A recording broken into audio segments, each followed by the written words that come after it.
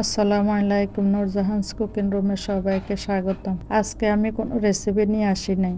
রমজানের আগে যে কাজগুলো আমি আগে করে রাখি সে কাজগুলো আপনাদের সাথে শেয়ার করব। আমি এখানে প্রায় 1.5 কেজি ছোলা সারা রাত্রে ভিজিয়ে রেখেছি। এগুলারে ভালোভাবে ধুয়ে নিয়েছি। এখন আমি প্রেসার কুকারে এগুলারে দিয়ে সিদ্ধ করে নিব। আপনারা তো অনেকে পাতিলে সিদ্ধ করেন, কিন্তু প্রেসার কুকারে একদম সময় কম লাগে। কিভাবে সিদ্ধ করে রাখবেন ফ্রোজেন করে সেটাই আমি আজকে দেখাবো। এখানে আমি পরিমাণ মতো পানি দিয়েছি, কিছু লবণ দিয়েছি, দিয়ে আমি 4টা শীষ আসা পর্যন্ত অপেক্ষা করব। আমার 4টা শীষ আসার পর আমি ঠান্ডা করে নিয়েছি। এই যে দেখুন কি সুন্দর সিদ্ধ হয়ে গেছে, একদম কম সময়ের ভিতরে সিদ্ধ হয়ে যায়। এগুলারা আমি এখন ঢেলে ঠান্ডা করে নিয়েছি। এখন আমি ফ্রোজেন করে রাখবো রমজানের জন্য। আমার যতটুকু প্রয়োজন আমি অতটুকু করে নিব, আপনারা আপনাদের প্রয়োজন মতো নেবেন। এই যে এভাবে বাসায় যে পলি ব্যাগ থাকে ওই পলি ব্যাগে আমি এভাবে সুন্দর করে ভাঁজ করে এভাবে পিন মেরে নেব।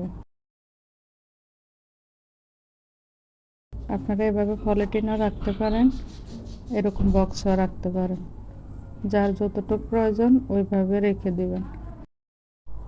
এভাবে আমি ডিপ ফ্রিজে সংরক্ষণ করে রাখি। আমি এখানে কিছু চিলি ফ্লেক্স ঘরে করে নিয়েছি। আমি শুকনো মরিচটা হালকা তেলে ব্লেন্ডারে আড়া ভাঙা করে নিয়েছি। এই কাজগুলো যদি আমরা আগে করে রাখি তাহলে আমাদের কাজটা অনেকটা আগেই থাকে। রমজান এগুলো আমাদের সবসময় লাগে। এখানে আমি 1/2 কেজি পেঁয়াজ চিকন চিকন করে এভাবে কেটে নিয়েছি। এখন আমি একটা ফ্রাই প্যানে পরিমাণ মতো তেল দিয়ে দিব। তেলটা ভালো করে গরম করে আমি এই পেঁয়াজগুলো দিয়ে দিব। দিয়ে এগুলারে ভালোভাবে নেড়ে ছেড়ে হালকা বাদামি হওয়া পর্যন্ত এগুলারে ভেজে নেব। এখানে আপনাদেরকে একটা টিপস শিখিয়ে দিই। আপনারা যখন বেরেস্তা করবেন তখন চুলাটা হাই হিটে রাখবেন, আর এইভাবে অনবরত নেড়ে ছেড়ে নেবেন, নাহলে এক সাইডে হবে এক সাইডে হবে না।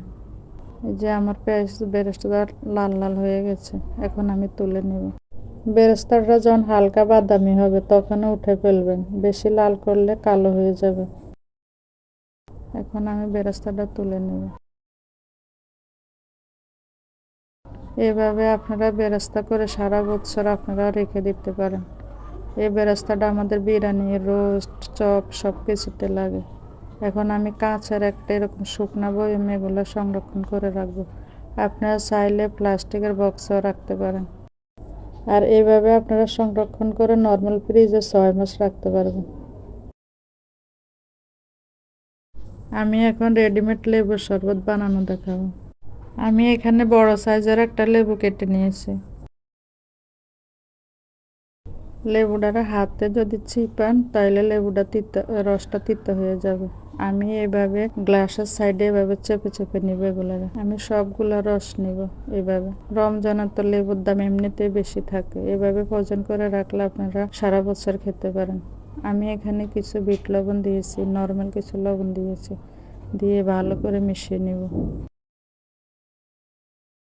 এগুলার আমি এখন বরফের ট্রেতে ঢেলে বরফ করে নিব, নিয়ে আমি সংরক্ষণ করে রেখে দিব। আশা করি এই কাজগুলো আপনাদের কাজে আসবে।